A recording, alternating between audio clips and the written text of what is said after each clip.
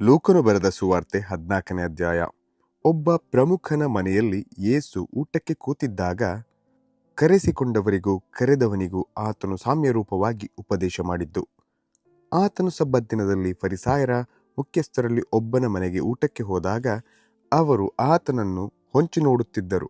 ಆಗ ಯೇಸು ತನ್ನೆದುರಿಗೆ ಜಲೋದರವುಳ್ಳ ಒಬ್ಬ ಮನುಷ್ಯನಿರುವುದನ್ನು ನೋಡಿ, ಸಬ್ಬತ್ ದಿನದಲ್ಲಿ ಸ್ವಸ್ಥ ಮಾಡುವುದು ಸರಿಯೋ ಸರಿಯಲ್ಲವೋ ಎಂದು ಧರ್ಮೋಪದೇಶಕರನ್ನು ಫರಿಸಾಯರನ್ನು ಕೇಳಿದನು. ಅವರು ಸುಮ್ಮನೆ ಇರಲು ಆತನು ಅವನ ಕೈ ಹಿಡಿದು ಅವನಿಗೆ ವಾಸಿ ಮಾಡಿ ಕಳುಹಿಸಿ, ನಿಮ್ಮಲ್ಲಿ ಯಾವನೊಬ್ಬ ಮಗನಾಗಲಿ ಎತ್ತಾಗಲಿ ಬಾವಿಯಲ್ಲಿ ಬಿದ್ದರೆ ಅವನು ತಡ ಮಾಡದೆ ಸಬ್ಬತ್ ದಿನದಲ್ಲಾದರೂ ಮೇಲಕ್ಕೆ ತೆಗೆಯುವುದಿಲ್ಲವೇ ಎಂದು ಅವರನ್ನು ಕೇಳಿದನು. ಅವರು ಅದಕ್ಕೆ ಉತ್ತರ ಕೊಡಲಾರದೆ ಇದ್ದರು. ಊಟಕ್ಕೆ ಕರೆಸಿಕೊಂಡವರು ಪಂಕ್ತಿಯ ಮೊದಲನೆಯ ಸ್ಥಾನವನ್ನು ಆರಿಸಿಕೊಳ್ಳುವುದನ್ನು ನೋಡಿ ಯೇಸು ಒಂದು ಸಾಮ್ಯವನ್ನು ಹೇಳಿದನು. ಏನೆಂದರೆ, ಯಾವನಾದರೂ ನಿನ್ನನ್ನು ಮದುವೆ ಊಟಕ್ಕೆ ಕರೆದರೆ ಪಂಕ್ತಿಯೊಳಗೆ ಮೊದಲನೆಯ ಸ್ಥಾನದಲ್ಲಿ ಕೂತುಕೊಳ್ಳಬೇಡ. ಒಂದು ವೇಳೆ ನಿನಗಿಂತ ಮಾನವುಳ್ಳವನನ್ನು ಅವನು ಕರೆದಿರಬಹುದು ಮತ್ತು ನಿನ್ನನ್ನು ಅವನನ್ನು ಕರೆದವನು ಬಂದು ಇವನಿಗೆ ಸ್ಥಳ ಬಿಡು ಎಂದು ನಿನಗೆ ಹೇಳುವಾಗ ನೀನು ನಾಚಿಕೊಂಡು ಕಡೆಯ ಸ್ಥಾನದಲ್ಲಿ ಕೂತುಕೊಳ್ಳುವುದಕ್ಕೆ ಹೋಗುವಿ.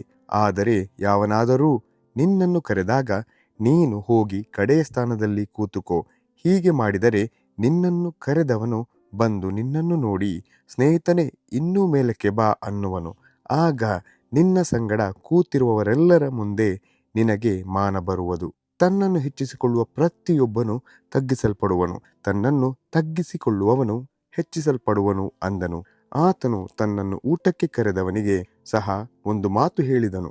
ಅದೇನೆಂದರೆ, ನೀನು ಮಧ್ಯಾಹ್ನದ ಊಟಕ್ಕೆ ಅಥವಾ ಸಾಯಂಕಾಲದ ಊಟಕ್ಕೆ ನಿನ್ನ ಸ್ನೇಹಿತರನ್ನಾಗಲಿ ನಿನ್ನ ಅಣ್ಣ ತಮ್ಮಂದಿರನ್ನಾಗಲಿ ನಿನ್ನ ಬಂಧು ಬಾಂಧವರನ್ನಾಗಲಿ ಐಶ್ವರ್ಯವಂತರಾದ ನೆರೆಯವರನ್ನಾಗಲಿ ಕರೆಯಬೇಡ. ಒಂದು ವೇಳೆ ಅವರು ಸಹ ಪ್ರತಿಯಾಗಿ ನಿನ್ನನ್ನು ಕರೆದಾರು ಮತ್ತು ನಿನಗೆ ಮುಯಿಗೆ ಮುಯಿಯಾಗುವುದು. ಆದರೆ ನೀನು ಔತಣ ಮಾಡಿಸುವಾಗ ಬಡವರು, ಊನವಾದವರು, ಕುಂಟರು, ಕುರುಡರು ಇಂಥವರನ್ನು ಕರೆ. ಅವರು ನಿನಗೆ ಮುಯಿಗೆ ಮುಯಿ ಮಾಡುವುದಕ್ಕೆ ಏನೂ ಇಲ್ಲದವರಾಗಿದ್ದರೂ ನೀತಿವಂತರು ಜೀವಿತರಾಗಿ ಎದ್ದು ಬರುವಲ್ಲಿ ನಿನಗೆ ಮುಯಿಗೆ ಮುಯಿಯಾಗುವುದರಿಂದ ನೀನು ಧನ್ಯನಾಗುವಿ ಅಂದನು. ಊಟಕ್ಕೆ ಕೂತವರಲ್ಲಿ ಒಬ್ಬನು ಈ ಮಾತುಗಳನ್ನು ಕೇಳಿ, ದೇವರ ರಾಜ್ಯದಲ್ಲಿ ಊಟ ಮಾಡುವವನೇ ಧನ್ಯನು ಎಂದು ಹೇಳಲು ಯೇಸು ಅವನಿಗೆ ಹೇಳಿದ್ದೇನೆಂದರೆ, ಒಬ್ಬನೊಬ್ಬ ಮನುಷ್ಯನು ದೊಡ್ಡ ಅಡಿಗೆ ಮಾಡಿಸಿ ಅನೇಕರಿಗೆ ಊಟಕ್ಕೆ ಹೇಳಿಸಿದನು. ಆಮೇಲೆ ಊಟದ ಹೊತ್ತಿಗೆ ಅವನು ಊಟಕ್ಕೆ ಹೇಳಿಸಿಕೊಂಡವರ ಬಳಿಗೆ, ಈಗ ಸಿದ್ಧವಾಗಿದೆ, ಬರಬೇಕು ಎಂದು ಕರೆಯುವುದಕ್ಕೆ ತನ್ನ ಆಳನ್ನು ಕಳುಹಿಸಿದನು. ಆದರೆ ಅವರೆಲ್ಲರೂ ಕ್ಷಮಿಸಬೇಕೆಂದು ಒಂದೇ ಮನಸ್ಸಿನಿಂದ ಹೇಳುವುದಕ್ಕೆ ತೊಡಗಿದರು. ಮೊದಲನೆಯವನು ಆ ಆಳನ್ನು ನೋಡಿ, ಹೊಲವನ್ನು ಕ್ರಯಕ್ಕೆ ತಕ್ಕೊಂಡಿದ್ದೇನೆ, ಅದನ್ನು ಹೋಗಿ ನೋಡುವುದಕ್ಕೆ ನನಗೆ ಅಗತ್ಯವಿದೆ, ನನ್ನನ್ನು ಕ್ಷಮಿಸಬೇಕೆಂದು ಕೇಳಿಕೊಂಡನೆಂಬುದಾಗಿ ಹೇಳು ಅಂದನು. ಮತ್ತೊಬ್ಬನು, ನಾನು 5 ಜೋಡಿ ಎತ್ತುಗಳನ್ನು ತಕ್ಕೊಂಡಿದ್ದೇನೆ, ಅವುಗಳನ್ನು ಪರೀಕ್ಷಿಸುವುದಕ್ಕೆ ಹೋಗುತ್ತೇನೆ, ನನ್ನನ್ನು ಕ್ಷಮಿಸಬೇಕೆಂದು ಕೇಳಿಕೊಂಡನೆಂಬುದಾಗಿ ಹೇಳು ಅಂದನು.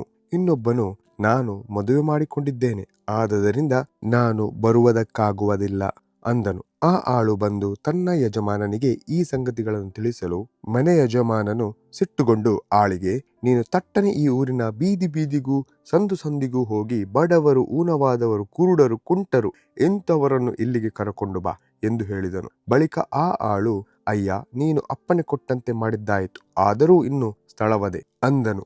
ಆಗ ಆ ಯಜಮಾನನು ತನ್ನ ಆಳಿಗೆ ಹೇಳಿದ್ದು, ನೀನು ಹಾದಿಗಳಿಗೂ ಬೇಲಿಗಳ ಬಳಿಗೂ ಹೋಗಿ ಅಲ್ಲಿ ಸಿಕ್ಕಿದವರನ್ನು ಬಲವಂತ ಮಾಡಿ ಒಳಕ್ಕೆ ಕರಕೊಂಡು ಬಾ, ನನ್ನ ಮನೆ ತುಂಬಲಿ. ಆದರೆ ಊಟಕ್ಕೆ ಹೇಳಿಸಿಕೊಂಡವರಲ್ಲಿ ಒಬ್ಬನಾದರೂ ನಾನು ಮಾಡಿಸಿದ ಅಡಿಗೆಯ ಸವಿಯನ್ನು ನೋಡಬಾರದು ಎಂದು ನಿಮಗೆ ಹೇಳುತ್ತೇನೆ ಅಂದನು. ಯೇಸು ತನ್ನನ್ನು ಅನುಸರಿಸುವವರು ತಕ್ಕ ಆಲೋಚನೆ ಮಾಡಿಕೊಂಡು ಬರಬೇಕೆಂದು ಸಾಮ್ಯರೂಪವಾಗಿ ಉಪದೇಶಿಸಿದ್ದು.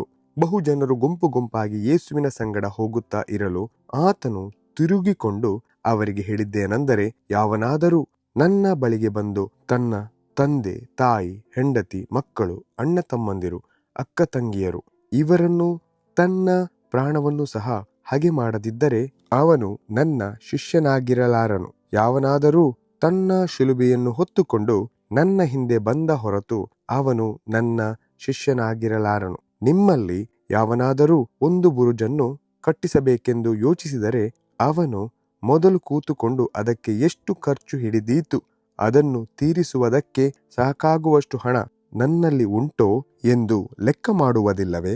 ಹೀಗೆ ಲೆಕ್ಕ ಮಾಡದೆ ಅದಕ್ಕೆ ಅಸ್ತಿವಾರ ಹಾಕಿದ ಮೇಲೆ ಆ ಕೆಲಸವನ್ನು ಪೂರೈಸಲಾರದೆ ಹೋದರೆ ನೋಡುವವರೆಲ್ಲರೂ ಈ ಮನುಷ್ಯನು ಕಟ್ಟಿಸುವುದಕ್ಕಂತೂ ತೊಡಗಿದನು, ಕೆಲಸ ಪೂರೈಸಲಾರದೆ ಹೋದನು ಎಂದು ಅವನನ್ನು ಹಾಸ್ಯ ಮಾಡಾರು. ಇಲ್ಲವೇ ಯಾವ ಅರಸನಾದರೂ ಮತ್ತೊಬ್ಬ ಅರಸನ ಸಂಗಡ ಯುದ್ಧ ಮಾಡುವುದಕ್ಕೆ ಹೋಗುವಾಗ ತನ್ನ ಮೇಲೆ 20,000 ದಂಡು ತೆಗೆದುಕೊಂಡು ಬರುವವನನ್ನು ತಾನು 10,000 ದಂಡಿನಿಂದ ಎದುರಿಸುವುದಕ್ಕೆ ಶಕ್ತನಾಗುವೆನೋ ಇಲ್ಲವೋ ಎಂದು ಕೂತುಕೊಂಡು ಆಲೋಚಿಸುವುದಿಲ್ಲವೇ?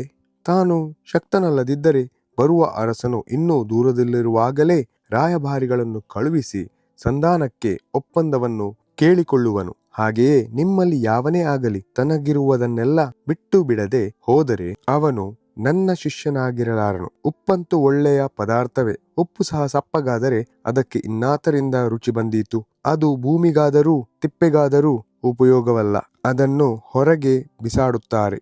ಕೇಳುವುದಕ್ಕೆ ಕಿವಿಯುಳ್ಳವನು ಕೇಳಲಿ ಅಂದನು ಎಂಬುದೇ.